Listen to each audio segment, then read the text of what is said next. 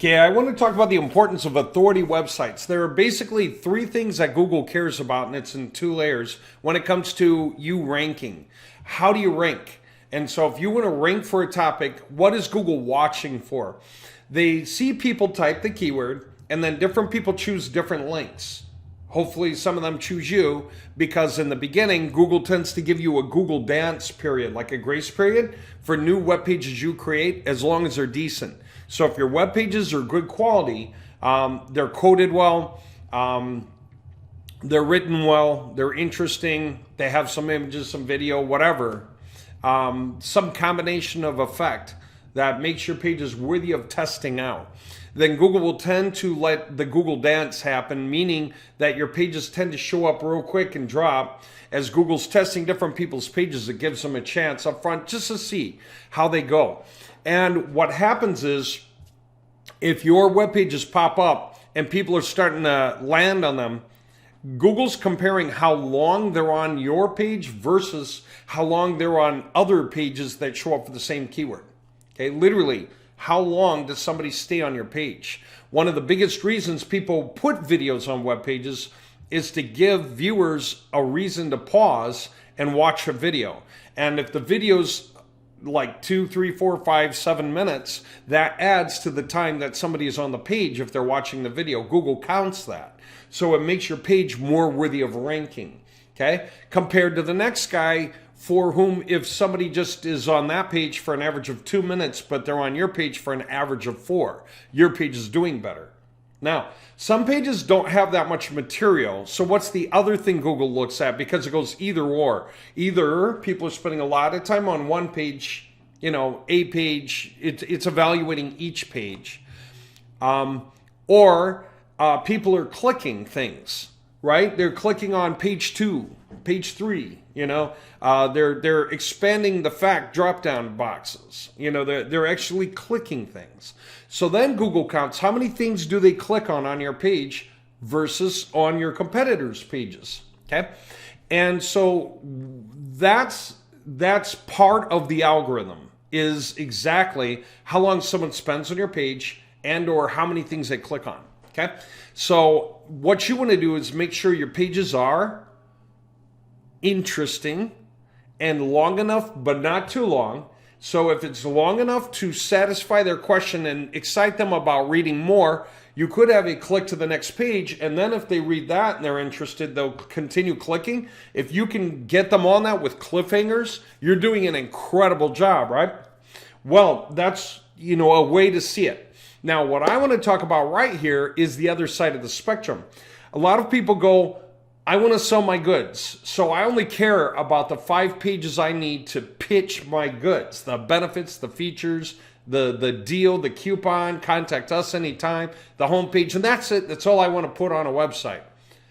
Well, okay, then your website's spammy. By definition, a tiny website that only sells without talking about details is spammy. Google says it's not very important. You know why? Because Google can find lots of other websites that are also pitching, but they have like 200 pages on the site. Because the top pages are pitching, but the rest of the pages, they're informational. They're training you. That's reverse engineering or training your visitors to rise to the level where they want it now. We assume the visitor doesn't know anything, and then we raise them through the process of going, heck yeah. But visitors come in at all different levels of the game, don't they? So depending on where they start on Google and they ask a question, how do I fix my own piping? Okay, can lead to a page about do-it-yourself piping. That leads to a page about the different metals for pipes and the different things to consider. And what happens is some of the people who go through that reading are interested and they hang out. And Google likes that about your website. That helps your overall score so that even your pitchy pages get to rise higher, okay? But also, some of the people who read that, the further they get into it, they start saying, oh, that's more than I realized. I didn't know there was this much stuff. I don't want to do it myself. I'm probably going to mess it up. or I'm going to lower the value of my house when I wind up having a flooding issue. So I want someone else to do the piping, a plumber, right? And so they react to your pitches. So here's the point I want to make too. Does this mean that say your pitch pages are up in here and this is your informational pages? Does this mean your informational pages do not get to pitch? No, it doesn't. You do get to pitch. Just keep it subtle. You know how it goes. When you read news, a news page, what is it? A lot of the content is about the information. But you can have little pattern interrupts that pitch something like an ad, and then another ad, and another ad. And basically the ad saying, hey, don't want to do it yourself? Want us to do it for you? Click here, right? That kind of thing.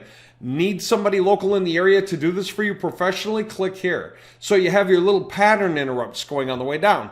That's one way to handle it. Another way, close with a call to action. Don't so much open with the call to action. That's spammy. Open with what they were asking about and start answering it. And if they're interested enough to read, then they're interested enough that they're going to hit your call to action where they're either going to say yes or no, which is perfectly fine. We're not trying to force them to say yes. We're trying to find the ones who want to say yes. And that is done by explaining the topic and then making the offer at the bottom. And just letting the 5% who want to say yes. Or the 10% or the 20%. You can't really force it. Guys who want to do it themselves are going to do it themselves. Okay, they were never our customers in the first place. But if we create those pages and even those guys are interested, then that makes the whole website score better, and it just helps your other pages rise up so that you can be seen. That's how the guys who have the pitchy pages show up at the top in the first few results, because often when you do a site colon check on their website to see how many pages they really have on their website, it's usually hundreds. And it's just the 5 pages at the top that have to do with the sale. The rest of the pages all throughout the website, that 95%, are what drove them to the top of Google for the 5 pages that do the pitching.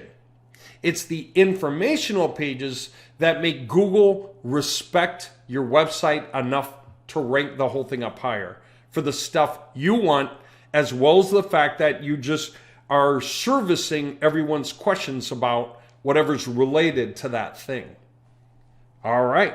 That's why it's incredibly valuable. So every one of these informational pages gets to be a doorway where some of those people, as they walk through doors, are going to want you to do it after all. So you're letting them train themselves to understand that they want you to do it.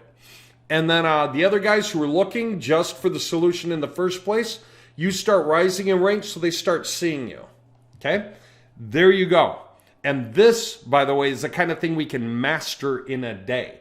We can have this kind of content written, authority site level, 200 pages in a matter of hours.